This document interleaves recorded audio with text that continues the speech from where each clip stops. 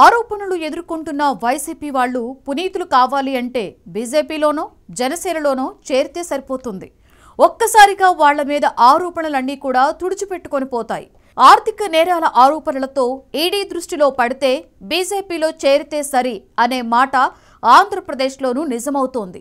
Assembly స్పీకర్తో సహా TDP నేతల విమర్శలు, కూటమి ప్రభుత్వ కమిటీ వేసిన విచారణ సైతం ఎదుర్కొన్న ఓ వైసీపీ నాయకుడు బీజేపీలో చేరగానే పునీతుడయ్యాడు.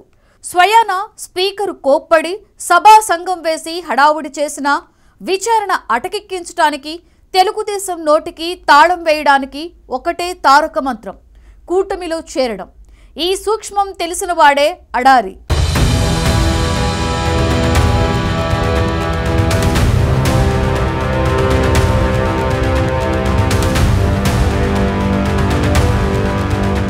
రెండు లక్షల మంది పాడి రైతులకు ఉపాధి కల్పించిన విశాఖ డైరీ మీద ఒక్కసారిగా ఆరోపణలు వెల్లువెత్తాయి. 36 ఏళ్ల పాటు ఆ డైరీకి సేవలందించిన అడారి తులసీరావు చనిపోయాక ఆయన కొడుకు ఆనంద్ కుమార్ దాదాపు 2 ఏళ్ల కిందట చైర్మన్ బాధ్యతలు తీసుకున్నారు. ఆ కుటుంబానికున్న పేరు, ఆర్థిక వనరులను దృష్టిలో పెట్టుకుని ఆనంద్ కుమార్ను విశాఖ పశ్చిమ నుంచి బరిలో దించారు జగన్మోహన్ రెడ్డి. అయితే పార్టీతో పాటు ఆనంద్ కూడా ఓడిపోయాక కూటమి ప్రభుత్వం టార్గెట్ చేసిన వైసీపీ నాయకుల జాబితాలో ఆయన కూడా ఉన్నారు. ముందుగా విశాఖ డైరీలో అక్రమాలు జరుగుతున్నాయంటూ ఆరోపించటం, రైతుల ధర్నా లాంటివన్నీ అధికార పక్షం కనుసన్నల్లో జరిగేవేనని డైరీ చైర్మన్ భావిస్తూ వచ్చారు.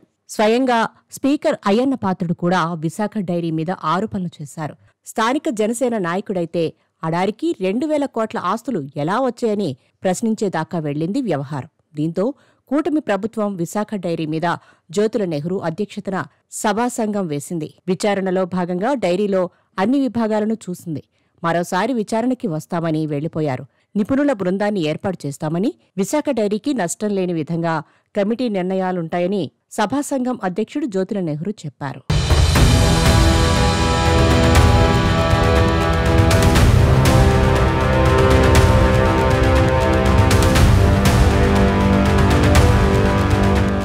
రైతులు, స్థానికులు నేరుగా అసెంబ్లీకి వచ్చి ఫిర్యాదు చేశారని సభాసంఘం సభ్యుడు, టీడీపీ అధ్యక్షుడు అయిన పల్లా శ్రీనివాసరావు చెప్పారు. పాడి రైతులకు దానా ధరలు పెంచేశారని, రైతులకు సంబంధించిన నగదును ట్రస్టు పేరిట దారి మళ్లిస్తున్నారని, ప్లాంట్ ఇప్పుడు 10 కోట్ల అప్పులతో నడుస్తోందని ఆరోపించారు.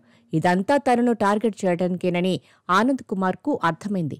విచారణకు గైర్హాజరవడానికి కూడా అదే కారణం. అందుకే ఆయన తనదైన వ్యూహరచన చేసుకున్నారు. వైసీపీ ప్రాథమిక సభ్యత్వానికి రాజీనామా చేశారు. పైగా డైరీ నిర్వహణ మీద మరింత శ్రద్ధ పెట్టడానికే ఈ నిర్ణయం తీసుకున్నట్టు కూడా ప్రకటించారు. ఎలాగైనా అడారి కుటుంబాన్ని నడిరోడ్డు మీదకి ఈడ్చి విశాఖ డైరీ యాజమాన్యాన్ని సొంతం చేసుకోవాలనుకున్న తెలుగుదేశం వ్యూహానికి చెక్ పెట్టారు.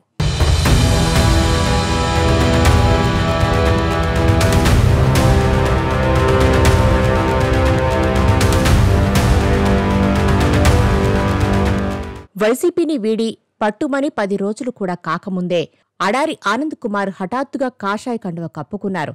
ఆయన వ్యూహం నేరుగా చెప్పకపోయినా అందరికీ అర్థమైంది. టీడీపీకి మైండ్ బ్లాంక్ అయింది. ఇంత తొందరగా మరో పార్టీలో చేరతారని బహుశా టీడీపీ నేతలు ఊహించి ఉండరు. బీజేపీ కూడా వ్యూహాత్మకంగానే అడారి ఆనంద్ కుమార్ను తన వైపు తిప్పుకుంది. విశాఖ నగరంలో కాస్త పేరున్న రాజకీయ కుటుంబం, ఆర్థిక వనరులున్న కుటుంబం బీజేపీలో ఉండటం మంచిదన్న అభిప్రాయంతో అడారికి స్వాగతం పలికింది.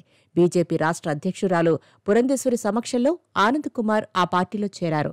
మెరుపు వేగంతో ఆయన వేసిన అడుగులు అందరికీ షాకిచ్చాయి. పిచ్చి జనానికి అర్థం కాని విషయమేంటంటే, ఆయన బీజేపీలో చేరి 6 నెలలు దాటినా విశాఖ డైరీ విచారణ అటకెక్కించటం ఎలా సాధ్యం?